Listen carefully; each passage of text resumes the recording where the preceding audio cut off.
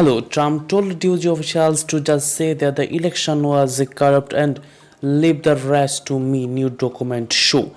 Former President Donald Trump pressured the top Department of Justice official in late December to publicly announce that the 2020 election was corrupt despite the document's conclusion that there was no evidence to support the claim, the New York Times reported Friday. On December 27, Trump called then acting Attorney General Jeffrey Rosen and his deputy Richard Dong-Hui and urged them to just say that the election was corrupt, leave the rest to me. According to a contemporaneous memo, Dong-Hui wrote summarizing the conversation that DOJ provided. Dong-Hui's notice to the House Oversight and Reform Committee, and they are also obtained by the Times. US COVID vaccination rates rises. Americans in hard-hit state rush to get shots amid Delta fears. The pace of US vaccination is rising again as the Delta variant drives a new surge in cases across the US, especially in states with the lowest vaccination rates, and not so coincidentally the August outbreak. Center for Disease Control and Prevention data shows nearly 8 lakh shots were recorded nationwide on Sunday, the highest single day total in weeks. The 7-day average of reported vaccination, including first and second shots, has risen by 16% over the past week to 650,000 shots per day as of Thursday. Biden unveils peaks for key religious freedom rules.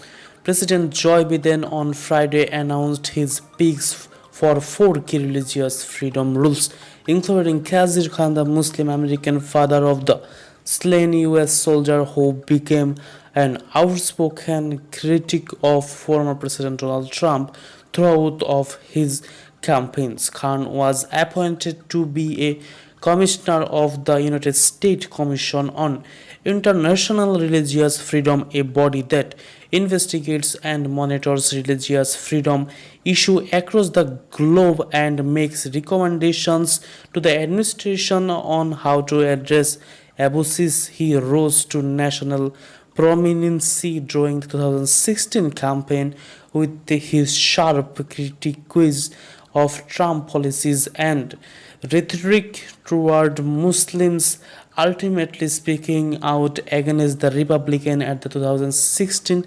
Democratic National Convention and sharing the story of the son, a US Army captain who died in Iraq in 2004. US passport delays lead to long lines of would-be travelers. Reed Johnson showed up around midnight to the West Los Angeles Federal Building hoping to apply for a rushed passport. When the office opened at 7 a.m., Johnson, eager to visit a dying relative in Mexico, was in line with the hundreds of would-be travelers mid-morning Thursday when a security guard announced that walk-ins for passport application would no longer be taken there. The disappointed in the crowd has been felt across the US passport offices, which have been overwhelmed by people ready to travel again as COVID-19 restrictions gradually have lifted in recent months. The pent-up demand for passport has swelled wait times to between 12 and 18 weeks, according to the State Department. That's cashed many like Johnson to seek expedited appointments at understaffed passport offices. Those now take up to 12 weeks. Advances nearly $1 trillion infrastructure plan. The Senate advanced a roughly $1 trillion infrastructure plan on Friday, with a bipartisan group of senators helping it clear one more hurdle and bracing to see if support can hold during the next few days of debate and efforts to amend it. Senate Majority Leader Chuck Schumer said that the chamber should be able to process the legislation quickly given the bipartisan support. We may need to the weekend we may vote on several amendments, but with the cooperations our Republican colleagues, I believe we can finish the bipartisan infrastructure bill in a matter of days, Kumar said.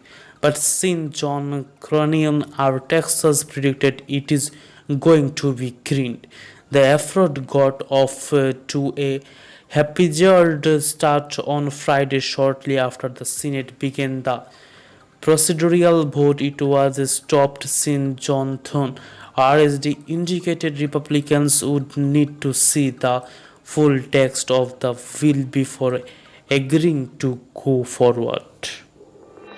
Western governors ask Biden for aid on wildfires.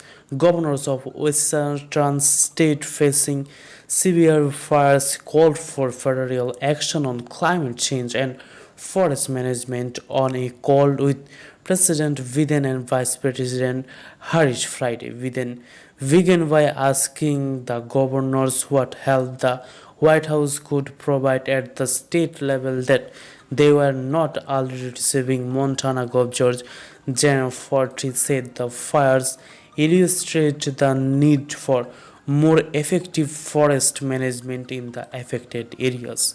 I can take you 10 miles west of the state's capital in Helena and show you a forest where 90% of the trees are standing dead. Jan Forty said, adding that such a circumstance creates a tinderbox in those areas. Germany signals a growing impotency with Iran on nuclear deal. Germany foreign minister is signaling growing impotency with Iran, saying that a revival of the country-friendly nuclear accord with world powers won't be possible forever, a German magazine reported Friday. The countries that remain parties to the agreement, Russia, China, Germany, France, Britain, and Iran, have been trying during 6 rounds of talks in Vienna to resolve how the United States can rejoin and how Tehran can return to compliance. President Donald Trump pulled out of the agreement in 2018, but successor Joe Biden has said the US wants to return. China on high alert as a Delta outbreak spreads to 5 provinces. For most countries, the spike in COVID-19 cases playing out in China would register as little more than a blip on the chart. But the 184 infections detected in the city of Nanjing in the past 10 days will test whether the country's zero tolerance approach, which has swiftly dealt with previous outbreaks, can contain the highly transmissible Delta variant. The outbreak is believed to have started in Nanjing, a city of more than 9 million people around 150 miles west of Shanghai. On July 29, cleaners at the Nanjing Loku International Airport tested positive for the virus after cleaning down a plane that arrived from Russia. According to state-run media, infections have now been recorded in 5 different provinces, including Beijing, and local health authorities have identified the strain as the Delta variant. President Kamala Harris to visit Vietnam and Singapore amid tension with China. US Vice President Kamala Harris will travel to Singapore and Vietnam next month to strengthen the US relationship and economic ties with the Indo-Pacific region, the White House said in a statement on Friday.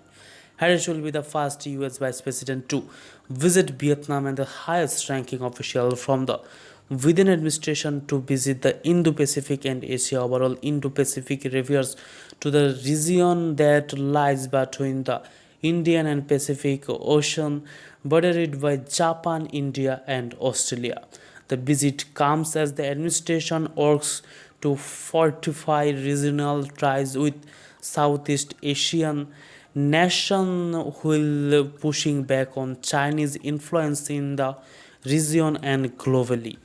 President Biden and Vice President Harris have made it top priority to rebuild our global partnerships and keep our nation secure, and his upcoming visit continues that work, deepening our engagement in Southeast Asia. Simon Sanders, senior advisor and chief spokesperson of Harris, said in the White House statement.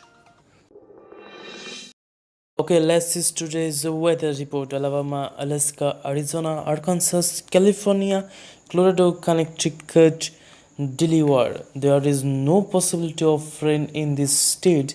The sky will be clear. Delaware, Florida, Georgia, Hawaii, Idaho, Illinois, Indiana, lowa, Kansas, Wyoming. Their sky will be clear in all these states, but there is this possibility of rain in evening.